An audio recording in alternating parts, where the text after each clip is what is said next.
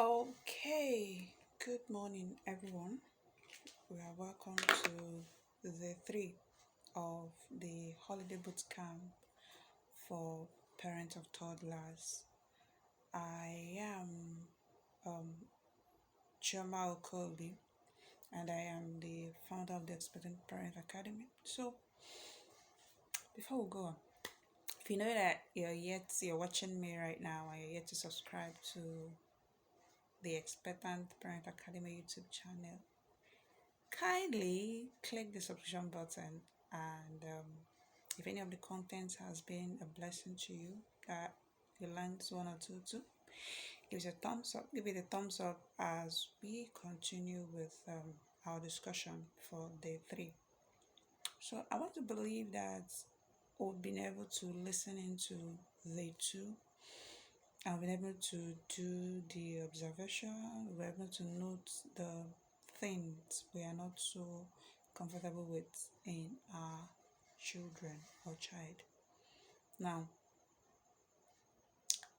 well, what I want us to understand today, being day 3, is that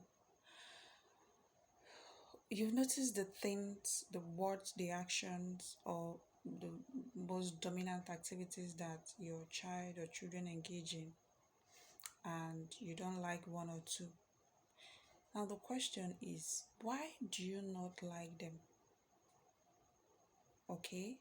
Why do you not like those activities, those words? Because is it that they are outrightly wrong, or is it that at the emotional states where you are when you do those things are the things that trigger you and you see them as misbehaviors? Or are you having issues understanding what is obtainable to the sex of your child? Now, let me explain this further.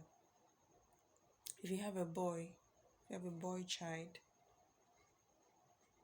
and you expect that your boy child to always sit quietly, not to climb chairs, not to just to be quiet, then you're expecting so much from that your son.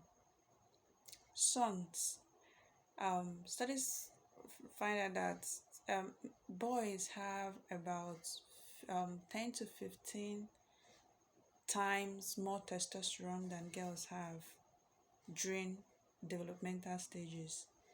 I mean, before puberty.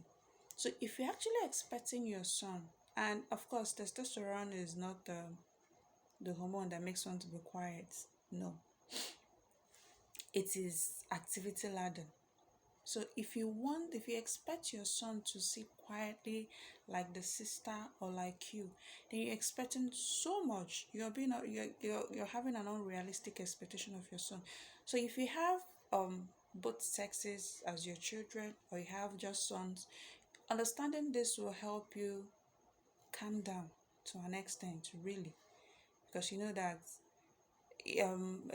it's not feasible for you to sit and expect your son to also sit and not experiment things and not try things out, and not, when everywhere is dull, or what we call bored.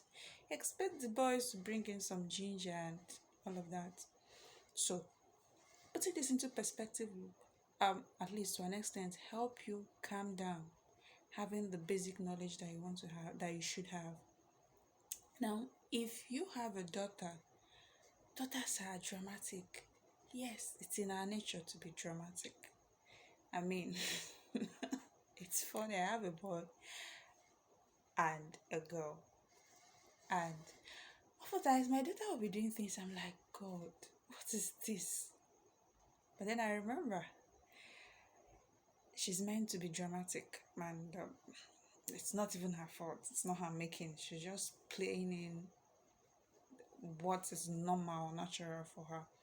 Girls would be dramatic, and don't expect it to start from puberty. The one you see in puberty is advanced.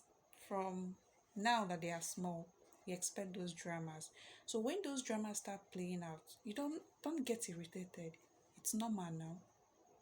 Yes. For instance, um, okay, let me give you a typical example.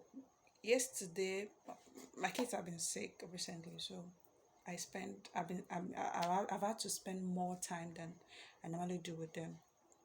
So I was lying on the bed with my son initially. He was lying on my left side. My daughter came in. No, I was lying with my daughter. She was lying on the right side. My son came in, laid on the left. My daughter now stood up and left. So my son came to where the sister was lying. My daughter wanted to go out, but seeing that the brother is lying where she was lying before, she now came back, insisting to stay there. I asked my son to please come over to the other side, which he did. Instead of my daughter to now lie where she was lying, she said no. Started crying. She wants to lie where the brother was originally lying. So I had to beg my son again, please come back to this side. And instead of her to now lie on this side gently, she was still crying. She wanted to come back. So I now said, okay, nah, please shift. You want to lie on my right, right? Please shift to the extreme. Let her lie. She now laid on the same side with the brother, closer to me. This girl was still trying to. It was dramatic. This is just one. This is just one of such dramas that I see on a daily basis. But I understand.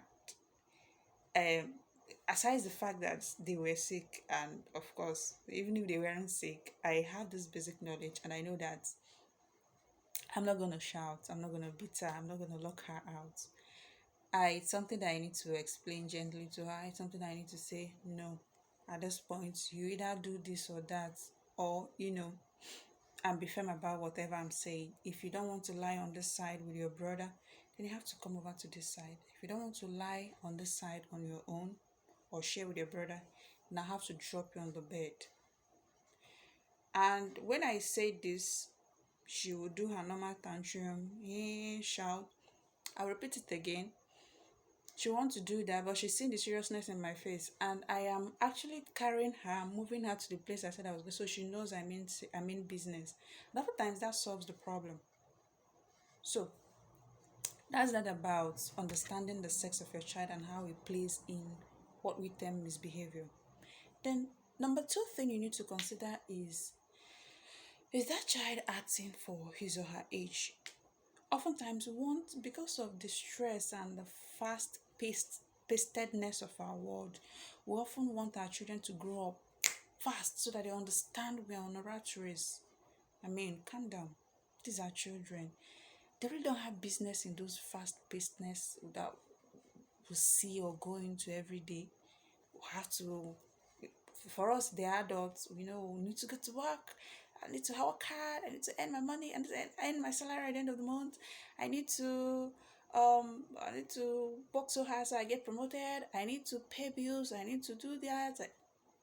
That's your business as an adult. It's really not the business of the child. So, in whatever you do, can you not push that child to understand that you've worked 12 hours or 24 hours before coming home? For all the child cares, you are his or her mother or father. And that's the most important thing, really.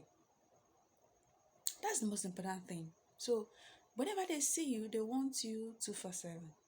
They want you they want 100% of your attention.